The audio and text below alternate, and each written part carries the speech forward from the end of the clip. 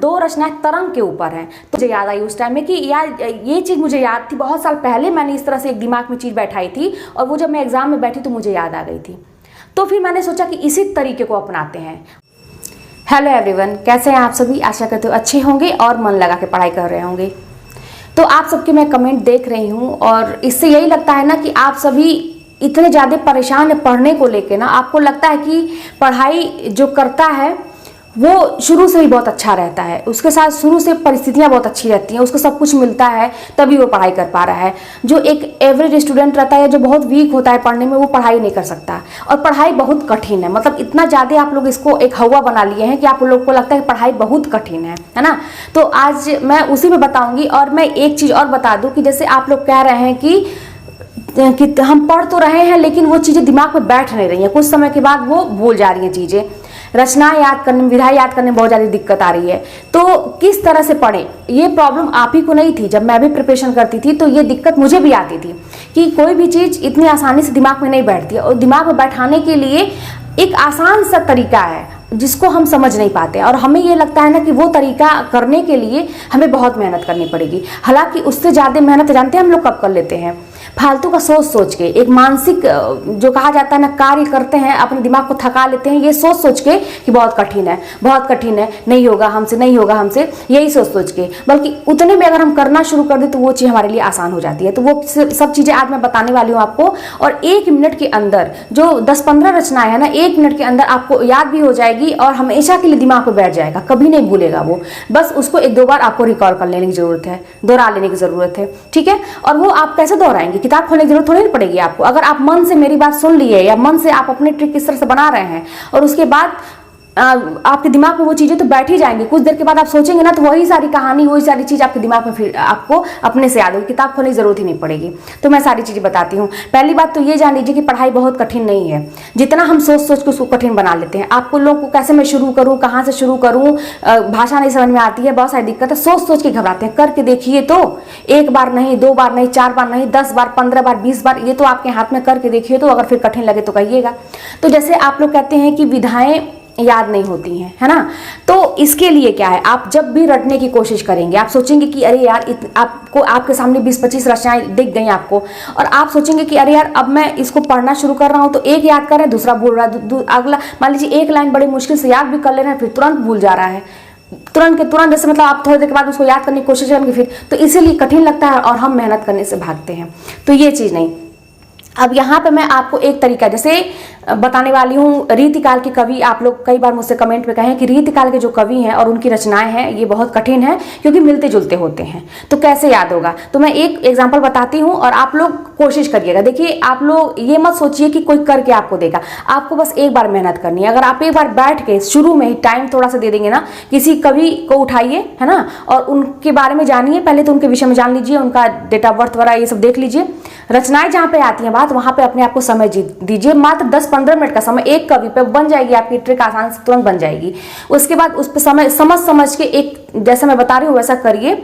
और उसके बाद आपके दिमाग में, मैं कहीं लिखती नहीं थी, आप लोग जैसे एक बार मुझसे ये भी पूछा गया था कि क्या आप लिखती थी क्या इस तरह से बना के, मैं कहीं नहीं लिखती थी। मैं दिमाग में इतना मैं रिवीजन करती थी, एक बार दिमाग में बैठाने के बाद फिर मुझे कुछ देर के बाद जहां मुझे लगता था कि भूल रहा है याद करने पर, मैं तुरंत उसको रिवाइज कर लेती थी। तो हमेशा के लिए वो कहानी मेरे दिमाग में चलती रहती थी और आज भी मुझे इस तरह से याद है।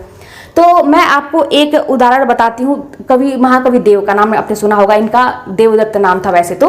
महाकवि देव बड़े ही प्रसिद्ध हैं और ये कवि और आचार्य दोनों रूप में जाने जाते हैं। इनकी रचनाएं पूछती भी हैं, इंपॉर्टेंट भी हैं, तो इनके विषय में आपको पढ़ लेने की ज़रूरत है। उसके बाद इनकी रचनाओं की बात आती है। अब इनकी रचनाएं इतनी ज़्यादा हैं, बहुत सारी रचनाएं मिलती जुलती हैं, तरंग के नाम से, विलास के नाम से, रस के नाम से। कैसे याद करेंगे इनकी कौन सी है? दूसरे कवि का आप देखेंगे तो सेम मिलता जुलता है, कैसे याद करेंगे? तो अब सुनिए। अब मैं क्या करती थी, है ना, मैं कैसे तैयार करती थी। पढ़ते समय आपको भूल जाना है कि आप इस दुनिया में बैठे हुए हैं और आपको 10 लोग सुन रहे हैं, सुनेंगे तो क्या कहेंगे भूल जाना है। अपनी एक अलग दुनिया बना लीजिए, ठीक है। जैसे भी याद होता है जोर से याद करिए, कॉमेडी करके याद करिए, कोई फनी स्टोरी बना लीजिए, कुछ भी करिए, आपको याद करने से मतलब है। अब जब महाकवि देव की बारी आती थी, मैं तुरंत अपने एकदम फॉर्म में आ जाती थी। मुझे ये नहीं था कि क्या है क्या नहीं है, और अभी भी मैं वही कोशिश कर रही हूँ उस तरह से बताने की आप लोगों को, ठीक है। अब महाकवि देव, नाम ही सोचिए, देव यानी कि बहुत बड़े कवि, यानी कि ये सारे कवियों में श्रेष्ठ रहे होंगे, तो इसीलिए महाकवि लग गया, तो महाकवि देव। ठीक है, अब महाकवि हैं तो इनके पास बहुत सारी चीजें भी होंगी। अब इनके पास ना 5 विलास थे। अब विलास का मतलब यहाँ पे आप लोग समझ लीजिएगा कि ऐश्वर्य, जिसके पास सब कुछ होता है, विलास बोलते हैं भोग विलास। तो इनके पास 5 विलास थे, है ना। कहानी में एक झूठ मूठ का बना रही हूँ याद करने के लिए। तो महाकवि देव के पास 5 विलास थे। अब वो कौन कौन से थे? तो वो थे भाव, भवानी, कुशल, जाति, रस। ठीक है, 5 विलास थे। कौन कौन से? भाव, भवानी, कुशल, जाति, रस। भाव विलास, भवानी विलास, कुशल विलास, जाति विलास और रस विलास, ये 5 विलास थे इनके पास। ठीक है, अब जब 5 विलास थे इनके पास, तो देव कवि को भी अपने ऊपर एक थोड़ा सा अहम हुआ और ये बोले कि जब मेरे पास इतना विलास है तो चलो क्यों ना अपने ऊपर कुछ लिखा जाए। तो ये ना अपने ऊपर सोचे कुछ लिखने के लिए, तो ये लगे देवचरित लिखने अपने नाम से। अपने नाम से इन्होंने 3 रचनाएं लिखी थी, याद रखिएगा। तो अपने नाम से ये लगे लिखने के लिए, ठीक है, तो देवचरित लिखने लगे। अब जब जानते ही है कि जब आप अपने बारे में कुछ बताने लगेंगे तो लोग क्या कहते हैं, तो जब देवचरित लिखने लगे तो उसके बाद देव माया प्रपंच होने लगा। ठीक है, देव माया प्रपंच होने लगा। अब जब देव माया प्रपंच होने लगा तो देव शतक लग गया। इतना ज्यादा सब प्रपंच लगाए कि शतक ही लगा दी। जैसे मैच में शतक लगता है ना, रन के शतक लगते हैं, उस तरह से मतलब प्रपंच के शतक लग गए। अब जब इतना सब कुछ हुआ, ये जब देवचरित लिखने लगे तो देव माया प्रपंच होने लगा, उसके बाद देव शतक लग गया। तो इनको मतलब एक हंसी भी आ रही थी लोगों पे कि लोग देखो किस तरह से मेरे ऊपर बातें कर रहे हैं। तो ये क्या करने लगे ना, इनके मन में ना तरंग उठने लगी। 2 तरह की तरंग इनके मन में उठने लगी। कौन कौन सी? सुख सागर तरंग और प्रेम तरंग। इनके मन में तरंग उठने लगी। और जब तरंग उठने लगती तो आप जानते हैं कि व्यक्ति क्या करता है, गाने होने लगता है, ये सब करता है। उसके बाद ये अष्टयाम में बैठ के ना राग रत्नाकर गाने लगे। अष्टयाम मतलब 8 पहर की बात होती है, आप लोग तो जानते ही हैं, साहब बहुत सारे कवि ने अष्टयाम के ऊपर लिखा है। तो अष्टयाम में बैठ के ये राग रत्नाकर गाने लगे। अब जब ये राग रत्नाकर गाने लगे तो वहीं पे प्रेम चंद्रिका आ जाती है। किसके साथ आती है? सुजान विनोद के साथ आ जाती है ना। कोई व्यक्ति है, प्रेम चंद्रिका कोई लड़की है, वो सुजान विनोद के साथ वहां पे आ जाती है।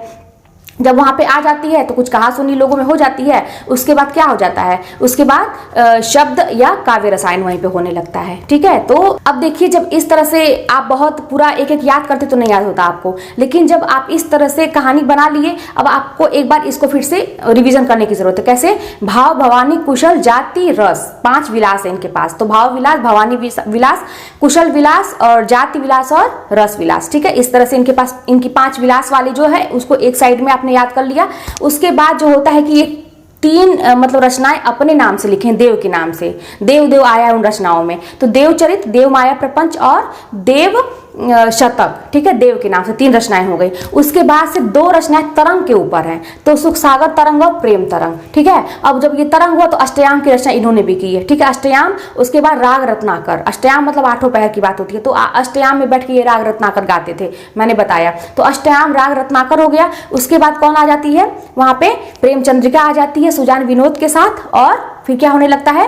काव्य, शब्द या काव्य रसायन होने लगता है। वहीं पे शब्द या काव्य रसायन, ये भी इनकी रचना के नाम है। तो इस तरह से आप देखेंगे, इसको 2-3 बार इस तरह से दोहरा लीजिए और आप देखेंगे कि आप सुबह रात में आप याद किए हैं, आप नींद में भी देखेंगे ना तो आपका रिवीजन अपने आप हो रहा है। आप सुबह उठेंगे ना तो बैठ के थोड़ा सा मनन करने की जरूरत है, बस इसी को, वही कहानी याद करिएगा। आपको देव याद हो गए, आपको उनकी रचनाएं याद हो गई। क्या कठिन है? कुछ कठिन नहीं है। आप लोग झूठी में घबराते हैं कि बहुत कठिन है, बहुत कठिन है।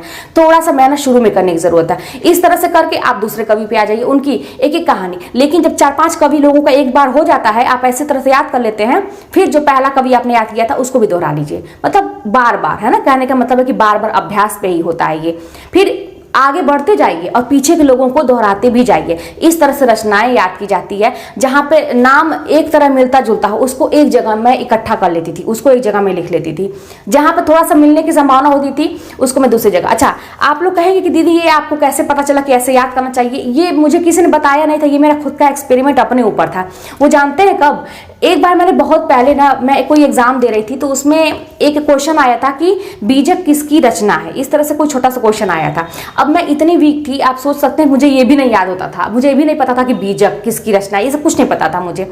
लेकिन वहां एग्जाम में मैंने ये क्वेश्चन कर लिया। क्यों कर लिया? क्योंकि कभी मैंने जब पढ़ा था ना तो इसी तरह से बीजक, ब बड़ी की मात्रा बी, बी पे ब बड़ी की मात्रा बी आया है, और कबीर, है ना, कबीर में भी बी आया है बीच में। तो उसका बी और इसका बी यानी कि ये दोनों लोगों का है, मतलब ये दोनों सेम है, मतलब उनकी रचना है।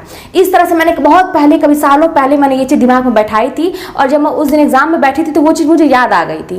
तो बस मुझे, जब मैं ये तैयारी करना शुरू की तो जान ही रहे हैं कि मैं बहुत ज़्यादा ये सोच रही थी कैसे मैं पढ़ूंगी, कैसे मैं याद करूंगी रचनाएं देख के, मैं भी घबरा रही थी आप लोगों के जैसे ही। तो वो चीज़ मुझे याद आई उस टाइम में कि यार ये चीज़ मुझे याद थी, बहुत साल पहले मैंने इस तरह से एक दिमाग में चीज़ बैठाई थी, और वो जब मैं एग्जाम में बैठी तो मुझे याद आ गई थी। तो फिर मैंने सोचा कि इसी तरीके को अपनाते हैं, और बस एक चीज़ मैंने किया था, अभ्यास, रिवीजन पे जोर दिया था। उसके लिए जानते मुझे क्या याद आता था, यही कि करत करत अभ्यास के जड़मत ही होते सुजान, रसरी आवत जात पे शिल्प परत निशान। मैं ऐसे ऐसे दोनों को मोटिवेशन अपना बनाती थी जिसको लोग किताबी भाषा में समझते हैं, लेकिन मैं कि अरे यार उतना बड़ा व्यक्ति ये बात कहा है कि रसरी से भी पत्थर पे निशान पड़ जाता है, और ये तो बात सही है, क्योंकि ये चीज़ मैंने अपने आँख से देखा था कि एक गाँव में कुआं था, वहाँ पे ऐसे ना बार बार वो रस्सी आती थी, वहाँ पर पत्थर पे भी निशान बन गया था। ये चीज़ मैंने अपने आँख से देखी थी। अब इसको कि चलो करके देखते हैं कि इतने कमजोर तो इतना कमजोर तो मेरा दिमाग नहीं है कि मुझे याद नहीं होगा। सब कुछ अपने ऊपर आजमाया, सब कुछ अपने ऊपर आजमाया, बस मेहनत से नहीं भागी मैं। जहाँ सब लोग 4 बार पढ़ते होंगे वहाँ मैं 10 बार पढ़ती थी, और इसीलिए ना ज़्यादा मैं मेहनत करती थी, इसीलिए मैं कम सोती थी और मैं ज़्यादा मेहनत करती। कुछ लोग कम मेहनत में ही हो सकता सफलता हासिल कर लें, मेरे साथ ऐसा नहीं था। तो इसलिए मैं आप लोगों को वही चीज़ बताती हूँ। लेकिन आप लोग भाई जैसे भी आपकी बॉडी एडजस्ट होती है, बीमार मत पड़िए, जैसे आपको समझ में आता है वैसे करिए। ये बस मेरा एक अनुभव है जो मैं आप लोगों से बताती हूँ। लेकिन हाँ, इतना जान लीजिए, मैं बता दूं, कुछ होता नहीं है, कोई बीमार नहीं पड़ेंगे। अपने आप को इतना मजबूत बना के रखिए, शुरू में दिक्कत होती है, बाद में बॉडी एडजस्ट कर लेती है। तो चलिए मिलते हैं नेक्स्ट वीडियो में, और इसी तरह से आपको सारे बताइए और बताइएगा कि ट्रिक आपको अच्छी लगी कि नहीं लगी। और मेरे पास जितना है, जितना बहुत, मतलब पूरी किताब की मैंने ट्रिक बना डाली थी, तो मैं आप लोगों के साथ इस तरह से शेयर भी करती रहती हूँ, अपनी चीज़ें बताती हूँ, मोटिवेट भी करती हूँ। तो चैनल पर नए हो तो सब्सक्राइब करिएगा, और वीडियो पसंद आए तो लाइक भी जरूर करिएगा। मिलते हैं नेक्स्ट वीडियो में।